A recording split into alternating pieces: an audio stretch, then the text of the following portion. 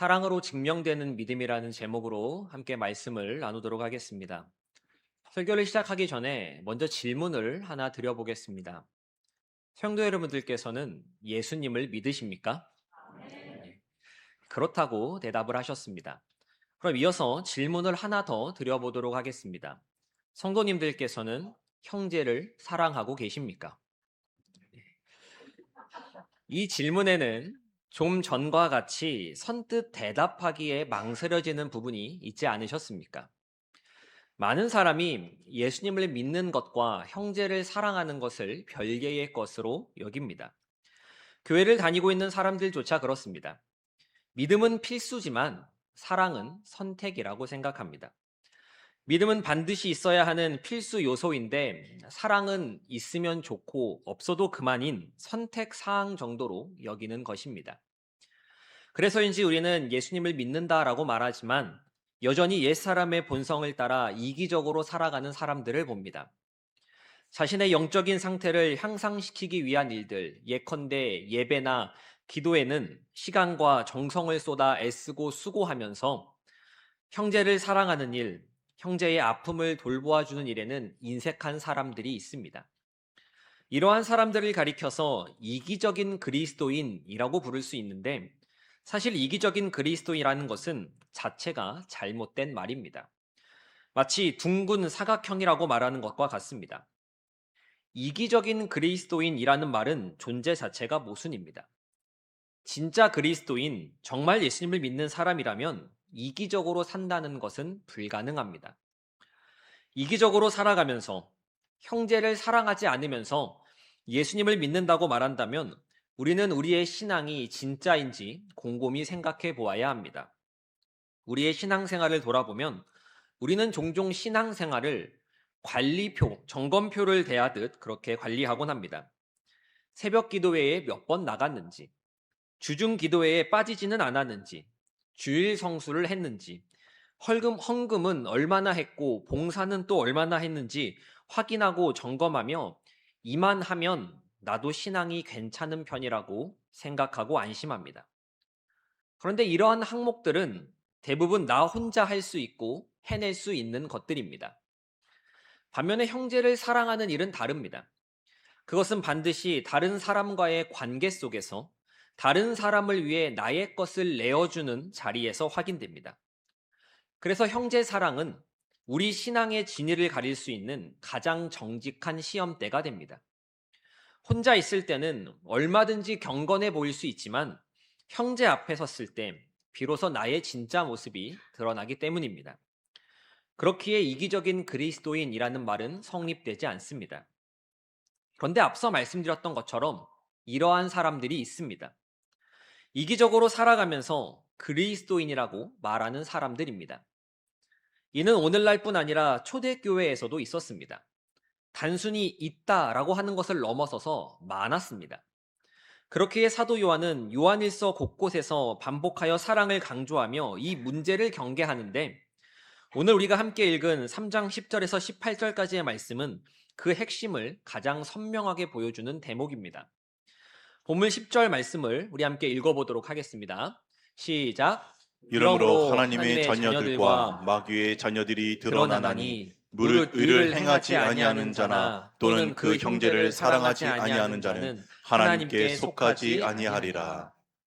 사도 요한은 여기서 하나님의 자녀와 마귀의 자녀를 구분하는 기준을 제시합니다.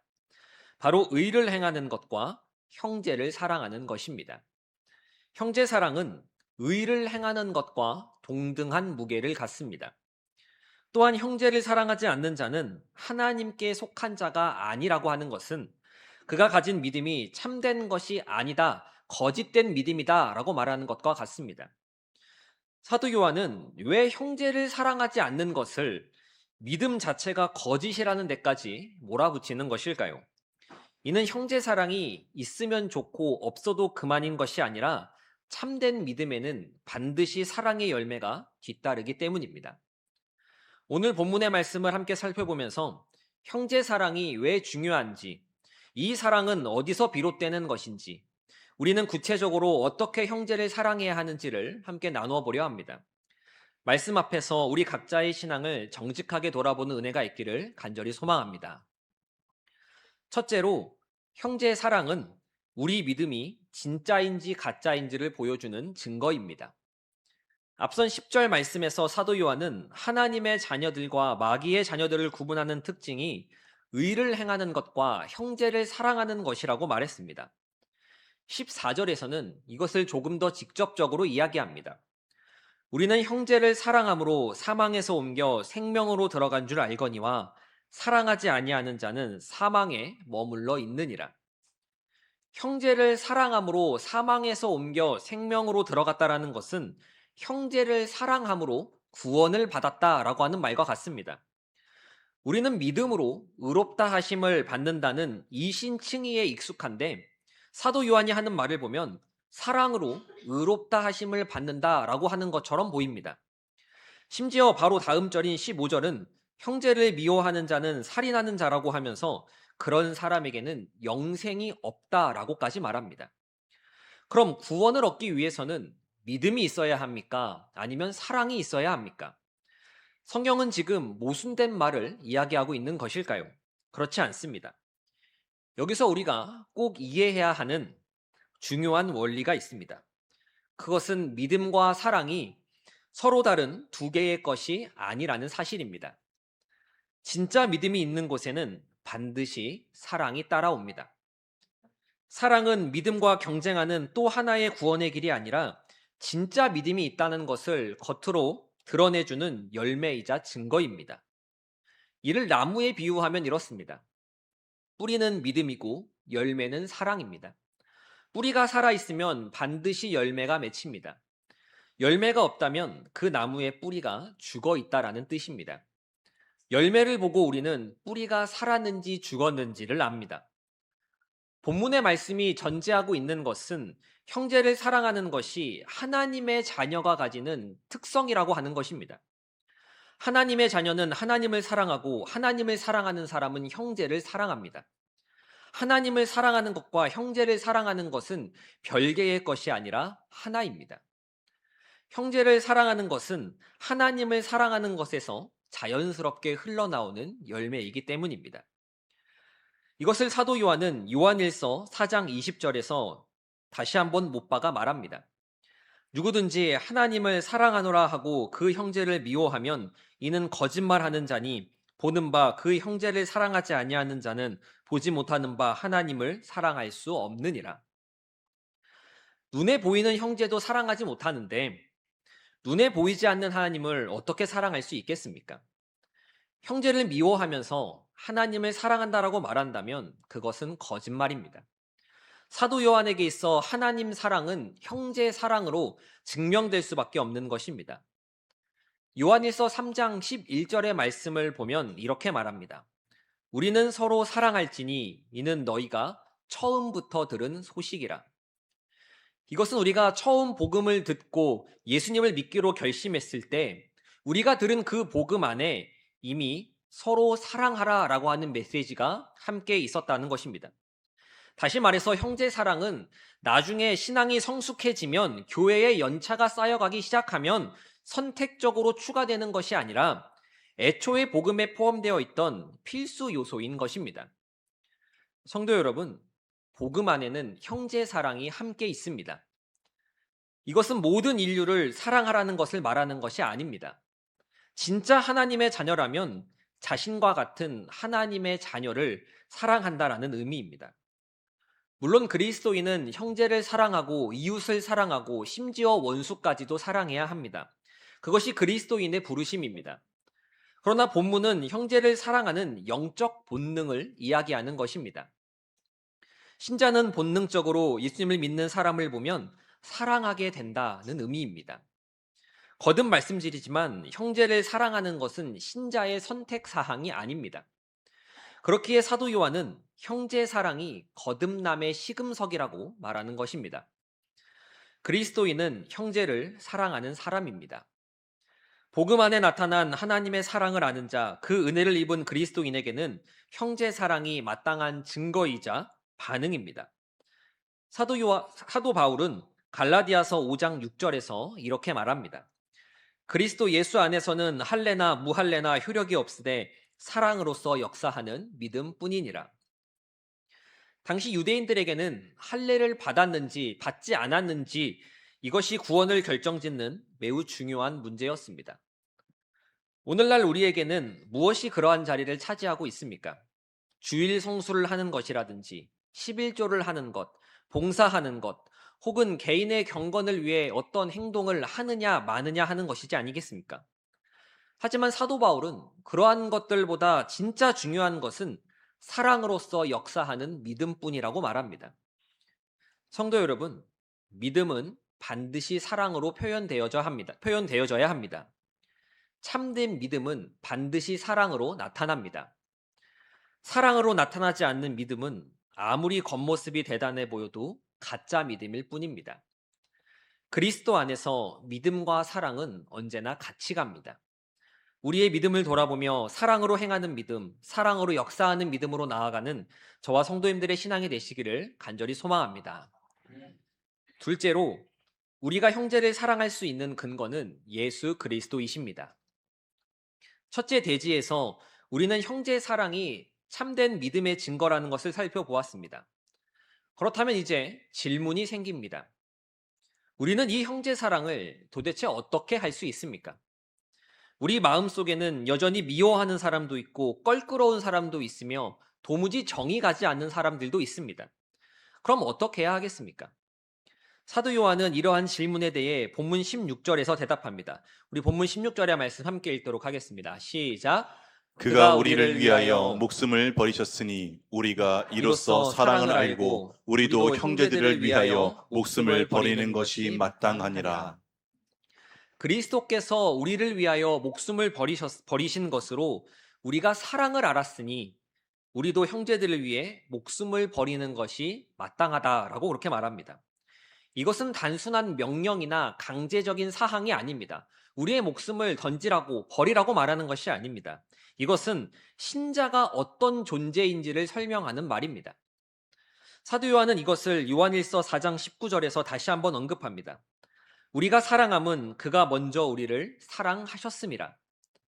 교회 안에서 형제가 된 사람들은 피로 맺어진 형제보다 더 의미 있는 관계입니다. 그리스도의 피로 한 형제가 되었기 때문입니다. 그렇기에 우리는 형제를 사랑해야 하는데 우리가 하는 이 사랑의 시작점은 우리 자신이 아닙니다. 그럼 누구이겠습니까? 우리 주 예수 그리스도이십니다. 그분이 먼저 우리를 위해 십자가에서 목숨을 버리셨습니다. 우리가 아직 죄인 되었을 때 그분은 우리 가운데 오셨고 먼저 우리를 사랑하셨습니다. 우리가 형제를 사랑하는 것은 그리스도께서 십자가에서 목숨을 버리신 그 사랑에서 비롯되는 것입니다. 우리가 형제 사랑에 있어 어려움을 겪고 실패하는 대부분의 이유는 우리 스스로가 누구인지, 얼마나 큰 사랑을 받은 존재인지를 잊어버리기 때문입니다. 성경은 우리에게 말하기 전에 우리가 어떤 존재인지를 먼저 이야기합니다. 순서가 중요합니다. 복음이 율법보다 먼저이고 직설법이 명령법보다 우선합니다. 마틴 로이드 존스 목사님이 강조했듯이 그리스도인이란 결국 그리스도로만 설명될 수 있는 존재입니다. 우리의 정체성은 다양하지만 우리 자신을 설명할 가장 중요한 정체성은 바로 우리가 그리스도인 하나님의 자녀라고 하는 사실입니다. 이 정체성은 다른 모든 것을 사소하고 아무것도 아닌 것으로 여기게 할 만큼 중요합니다. 우리가 형제를 사랑해야 하는 이유는 그 사람도 하나님의 자녀이기 때문입니다. 우리는 아버지가 같습니다. 말 그대로 형제입니다. 아버지가 같다는 이 공통의 근거는 서로를 사랑하게 합니다. 그가 나와 국적이 다르거나 직업이 다르거나 취향이 달라도 상관없습니다. 그 사람과 나는 같은 본성, 같은 인생관, 같은 거룩한 소원과 축복된 소망을 품었기 때문입니다. 내 안에서 역사하시는 성령님께서 저 형제 안에서도 역사하신다는 사실을 보며 기뻐하고 그를 사랑하게 되는 것입니다. 여기까지 말씀을 들으시면서 혹시 마음속으로 나는 형제를 사랑하는 게 힘든데, 나는 형제를 사랑하는 것이 잘 안 되는데, 그럼 나는 믿음이 없는 것일까? 나는 진짜 그리스도인이 아닌 것일까 하는 생각이 드시지는 않으셨습니까? 여기서 우리가 구별해야 할 두 가지 개념이 있습니다. 바로 좋아하는 것과 사랑하는 것입니다. 비슷해 보이지만 이 둘은 완전히 다른 개념입니다. 좋아하는 것은 감정적인 것입니다. 반면에 사랑하는 것은 이성적이고 깊이 생각하는 것이며 이해를 수반하는 의지적인 선택입니다. 지금 사도 요한이 말하는 형제 사랑은 감정을 말하는 것이 아닙니다. 이성적이고 깊이 생각하는 것이며 의지적인 선택을 이야기하고 있는 것입니다. 사람은 누구나 자신만의 기호나 취향, 기질을 가지고 있고 그런 기호나 취향, 기질 등은 사람마다 다르기 마련입니다. 그렇기 때문에 우리는 자연적으로 좋아하기 힘들고 꺼려지는 사람들이 있습니다. 사도 요한은 이러한 성향이나 기질의 요소를 무시하는 것이 아닙니다. 하지만 그럼에도 하나님의 자녀는 자연스럽게 좋아할 수 없는 주 안의 형제를 향해 긍휼한 마음이 들고 그를 위해 기도하고 싶은 마음을 품게 된다라고 하는 것을 설명하고 있는 것입니다. 사도 요한은 우리에게 형제를 좋아하라라고 말하지 않습니다. 좋아하지 않아도 됩니다. 그 사람과 내가 성격이 맞지 않아도 괜찮습니다. 그러나 그 사람이 나와 같은 하나님의 자녀이기 때문에 우리는 그를 사랑할 수 있고 사랑해야 합니다. 이것이 사도 요한이 말하는 형제 사랑의 핵심입니다. 성도 여러분, 혹시 저 사람은 나랑 안 맞아서 사랑하기 힘들다라고 생각하고 계십니까? 그리스도 안에서 좋아하지 않아도 사랑할 수 있습니다. 우리 사랑의 근원은 우리의 감정이 아니라 우리를 먼저 사랑하신 그리스도이시기 때문입니다. 내가 먼저 받은 주님의 사랑으로 상대방을 덮어주는 우리의 모습이 되기를 간절히 소망합니다. 마지막 셋째로 형제 사랑은 말과 감정이 아니라 구체적인 행동과 희생으로 나타나야 합니다. 둘째 대지에서 우리는 형제 사랑이 감정이 아니라 의지적인 선택이다라고 하는 것을 나누었습니다. 그런데 사도 요한은 여기서 마치지 않습니다. 그는 이 사랑이 얼마나 구체적이고 실제적이어야 하는지를 이어지는 절에서 생생하게 설명합니다. 우리 요한일서 3장 17절과 18절 말씀을 함께 읽어보도록 하겠습니다. 시작. 누가 이 세상의 재물을 가지고 형제의 궁핍함을 보고도 도와줄 마음을 닫으면 하나님의 사랑이 어찌 그 속에 거하겠느냐. 자녀들아, 우리가 말과 혀로만 사랑하지 말고 행함과 진실함으로 하자. 사도 요한은 예수님께서 우리를 위하여 목숨을 버리셨으니 우리도 형제를 위하여 그러하는 것이 마땅하다라고 말하고 난 뒤에 그러니까 형제를 위해 돈을 써라 라고 그렇게 말합니다. 형제를 위해 목숨을 버리겠다라는 다짐은 쉽게 할 수 있어도 정작 눈앞에 있는 형제를 위해 10,000원짜리 한 장을 꺼내는 것은 훨씬 더 어려운 일일 수 있습니다. 사도 요한은 우리의 신앙을 손에 잡히는 자리로 가져다 놓습니다. 하나님의 사랑이 어찌 그 속에 거하겠느냐라는 이 말씀은 하나님께서 그 사람을 사랑하지 않는다는 뜻이 아니라 그 사람 안에 하나님을 향한 사랑이 없다라는 뜻입니다. 형제가 궁핍하다라는 사실을 알고 있는 나에게 그 형제를 도와줄 여유의 돈이 있는데 그 형제를 도와주고 싶지 않고 도와주지 않는다면 내 안에 하나님의 사랑이 없는 것입니다. 예배에 빠지지 않고 기도를 많이 하고 성경 지식이 제 아무리 많다 하여도 궁핍한 형제를 보고도 마음의 문을 닫는다면 그는 믿음이 없는 사람, 하나님을 사랑하지 않는 사람입니다. 그 사람은 이기적이고 자기중심적으로 행동하고 있기에 그렇습니다. 그래서 그 사람의 신앙은 진짜라고 말할 수 없습니다. 사도 요한이 말하는 형제 사랑의 특징은 자기 희생입니다. 그리고 그것이 예수 그리스도께서 우리에게 보여주신 사랑입니다. 오늘날의 자기 희생은 목숨을 주고 내 살과 내 피를 내어주는 것이 아닙니다. 내 살과 피 같은 재물을 희생하는 것입니다.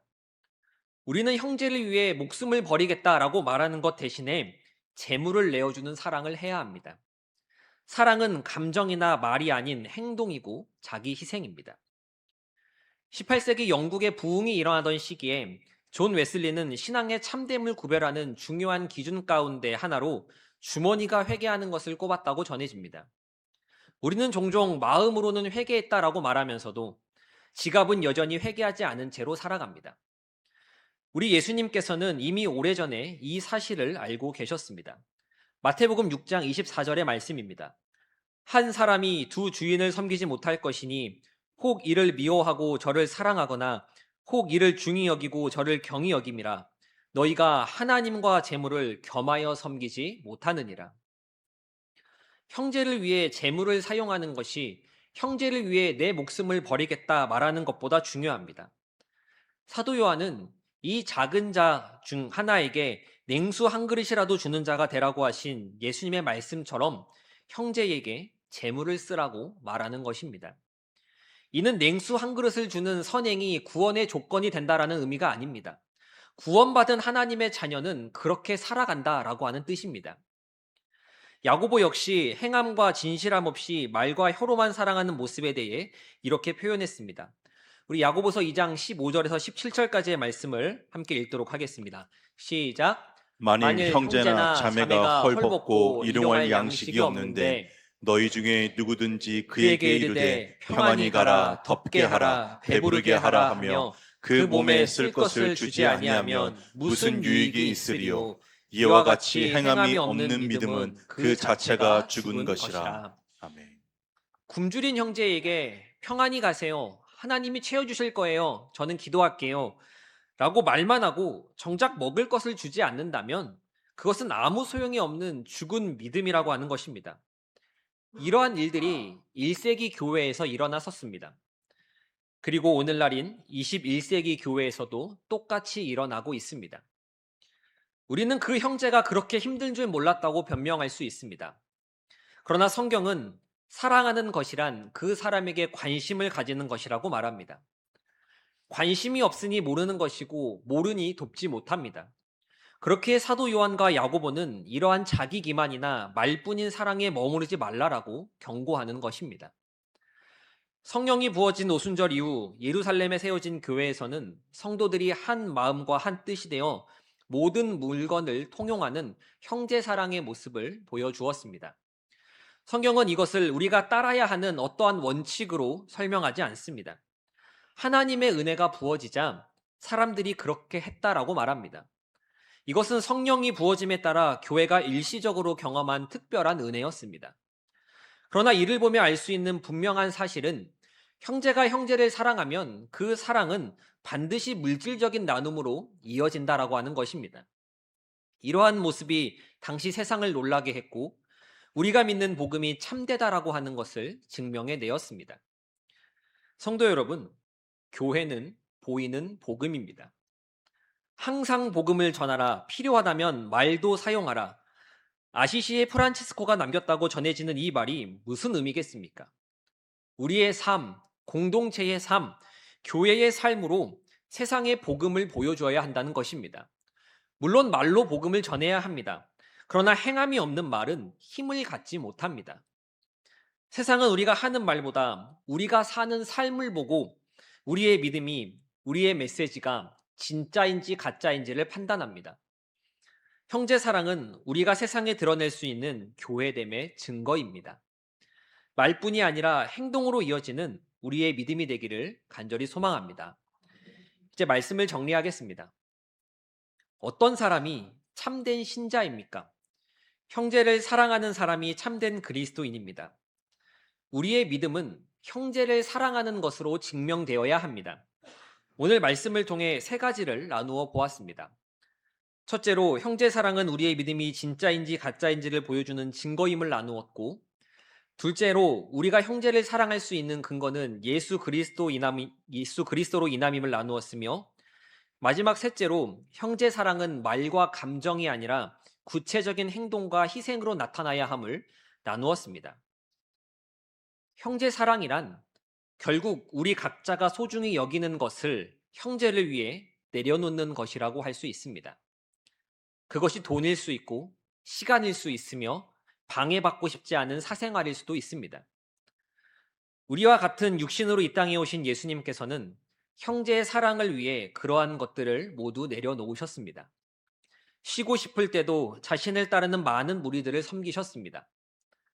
그분은 언제나 방해받을 준비와 낭비할 준비가 되어 있으셨습니다.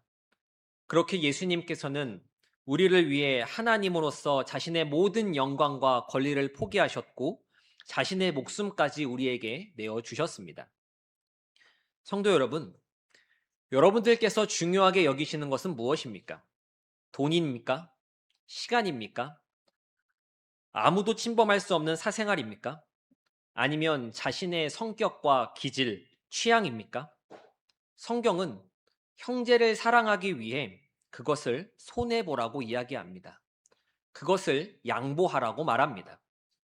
이것이 그리스도께서 우리를 사랑하신 방식이었고 우리가 형제를 사랑하도록 부름받은 방식입니다. 교회는 그리스도께서 우리를 위하여 목숨을 버리신 것을 통해 사랑을 배웠고 그 그리스도의 사랑으로 형제 사랑을 배우고 실천하는 사람들의 모임입니다. 성도 여러분, 말과 혀로만 사랑하지 말고 행함과 진실함으로 사랑하시길 바랍니다. 우리 교회 안에도 우리가 앉아있는 이 예배당 안에도 눈에 잘 띄지 않는 곳에서 힘겨워하는 형제와 자매가 있을 것입니다. 경제적으로 어려운 분, 건강 때문에 힘든 분, 외로움에 지친 분, 마음의 상처로 아파하는 분들이 우리 곁에 있습니다. 오늘 말씀은 우리에게 묻습니다. 당신의 마음은 그들을 향해 열려 있습니까? 아니면 닫혀져 있습니까? 호텔에 가보면 객실 문고리에 Do not disturb, 방해하지 마세요 라는 팻말이 걸려 있는 것을 볼 수 있습니다. 어쩌면 우리 마음에도 우리 삶에도 보이지 않는 그러한 팻말이 걸려 있을지도 모릅니다. 나를 방해하지 마세요. 내 돈, 내 시간, 내 사생활은 소중하니까요. 그러나 참된 그리스도인의 삶에는 이러한 팻말이 어울리지 않습니다. 오히려 우리는 이렇게 말할 수 있어야 합니다. 형제여, 내 삶은 언제나 당신을 위해 열려져 있습니다. 이것이 그리스도인이 주 안의 형제들을 향해 가져야 할 바른 태도입니다. 형제들을 위해 불편을 감수하는 삶을 기쁘게 여기는 것, 형제를 위해 자신이 소중하게 여기는 재물과 시간, 그리고 어떤 무언가를 기쁘게 허비하는 것, 이것이 바로 교회라는 새로운 가족 안에서 이루어지는 사랑입니다.